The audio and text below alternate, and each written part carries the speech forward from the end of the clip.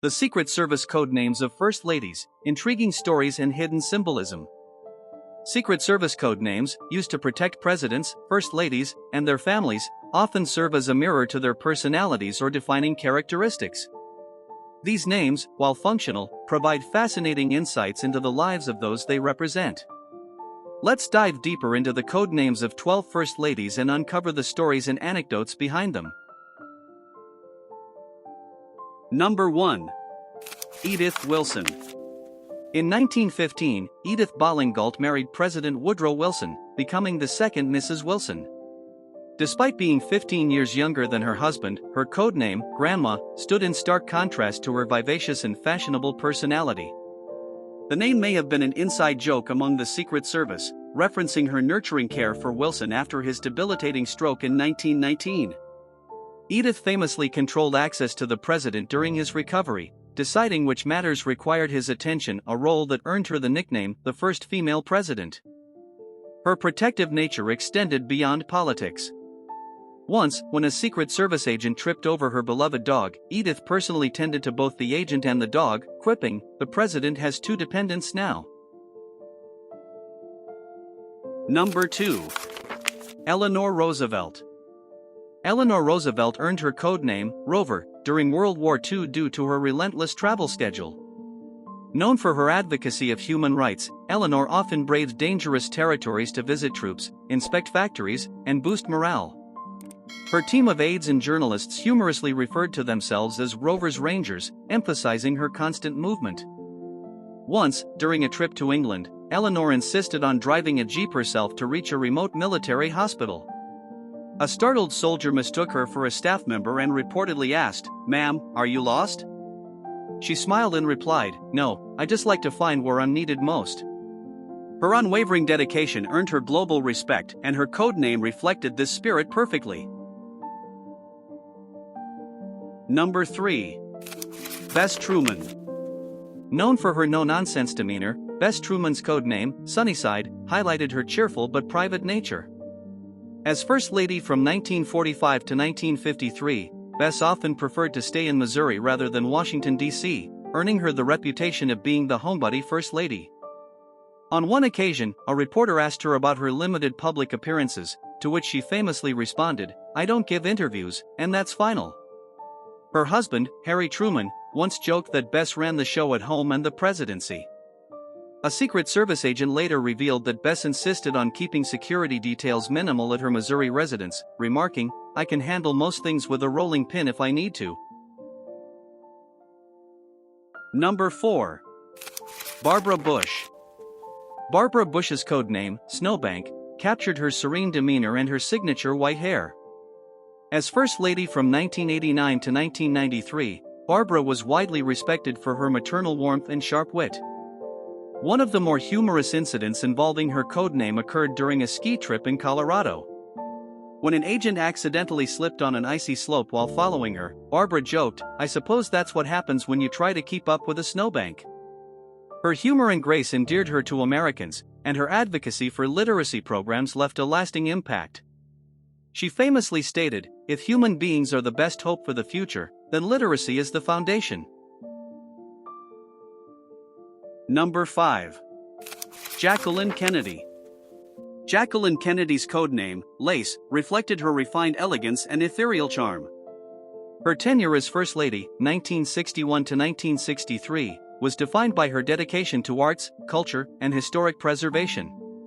The Kennedy administration, often likened to the mythical Camelot, cemented Jackie's iconic status. During a state dinner in Paris, President John F. Kennedy humorously remarked, "I am the man who accompanied Jacqueline Kennedy to Paris," underscoring her international appeal.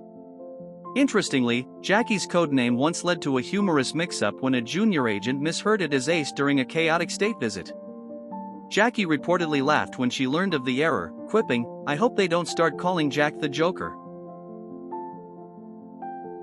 Number 6. Michelle Obama. Michelle Obama's codename, Renaissance, highlighted her multifaceted talents and her transformative impact as First Lady from 2009 to 2017. A Harvard-educated lawyer, Michelle redefined the role by championing health initiatives, promoting education, and advocating for military families. One memorable moment tied to her codename occurred during her Let's Move campaign to combat childhood obesity. At a school visit, a young student asked, "What does Renaissance mean?" Michelle responded with a smile, "It's about learning, growing, and never stopping to explore who you can become." Her passion for personal development inspired millions, solidifying her place as a cultural icon. Number 7. Rosalynn Carter. Rosalynn Carter's love of dance inspired her codename, Dancer. Before her time in the White House, she lived with her husband, Jimmy Carter, in Hawaii, where she excelled in hula dancing and often performed at community events. As First Lady, Rosalynn brought this grace into her diplomatic and advocacy work, particularly for mental health. On one memorable occasion, during a state dinner with Latin American leaders, Rosalynn joined in a lively samba dance with foreign dignitaries. The image of the First Lady leading the dance floor became a symbol of her charm and accessibility. Secret Service agents later joked that Dancer was a fitting name not only for her love of movement but also for her skill in navigating complex political issues with finesse. Number 8. Nancy Reagan. Nancy Reagan's codename, Rainbow, symbolized her vibrant personality and multifaceted contributions as First Lady, 1981 to 1989. Known for her glamorous style, Nancy once caused a stir during a 1982 state dinner when she wore a glittering red gown that dazzled under the White House chandeliers.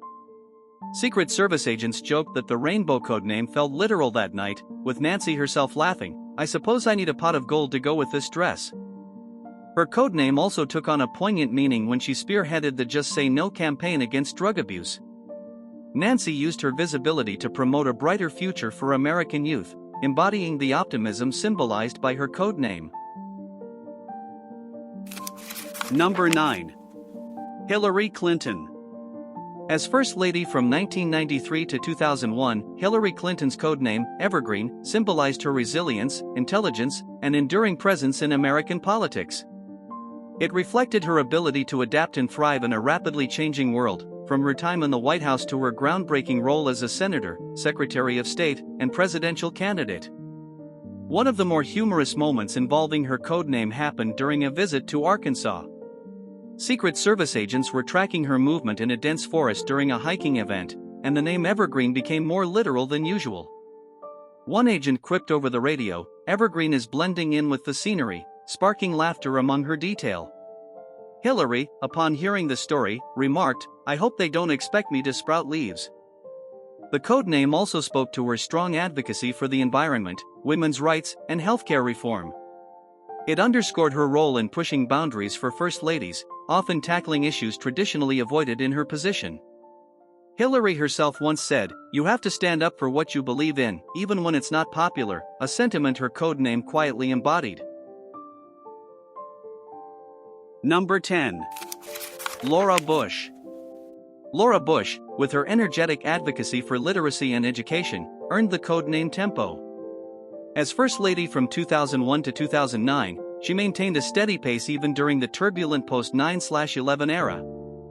Her codename took on a humorous note during a visit to a Texas library, where a young child asked if Tempo was her superhero name. Laura smiled and said, "If reading is a superpower, then yes." The story later became a favorite among her staff, highlighting her warm and approachable nature. Number 11.